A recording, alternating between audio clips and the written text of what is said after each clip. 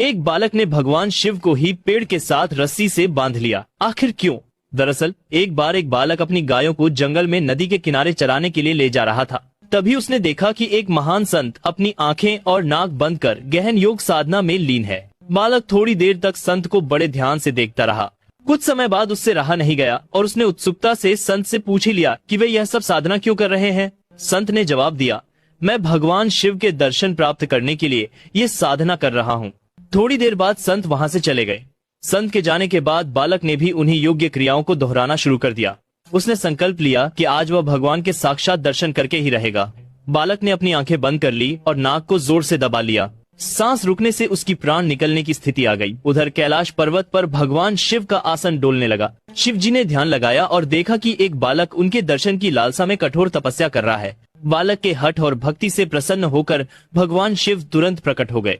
वे बोले, अरे ओ बालक, बस करो, अब तुम्हारी ये तपस्या, मैं स्वयं तुम्हें दर्शन देने आया हूँ। बालक ने आंखें बंद रखते हुए ही इशारे से पूछा, आप कौन है?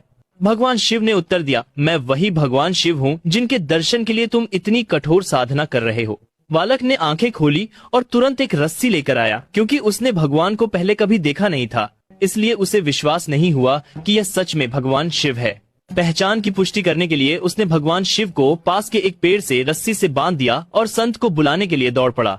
वह संत दौड़ते हुए वहां आए, लेकिन उन्हें वहां कोई दिखाई नहीं दिया। उन्होंने बालक से कहा, मुझे तो भगवान कहीं नहीं दिख रहे। तब बालक ने भगवान शिव से पूछा, प्रभु, यदि आप सच में भगवान शिव हैं तो संत को दिखाई क्यों नहीं दे रहे?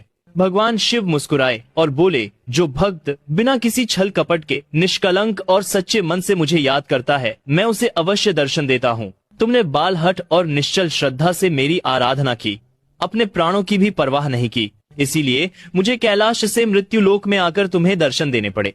लेकिन यह संत अभी भी पूर्ण शुद्ध भाव से नहीं साधना कर रहे हैं। वे रोज क्रिया तो करते हैं, लेकिन उनके मन में अभी भी भटकाव और स्वार्थ है। इसलिए मैं उन्हें दिखाई नहीं दे रहा, पर तुम्हें प्रकट रूप में दर्शन दे रहा हूँ। सच्चे दिल से हर हर महादेव जरूर लिखें।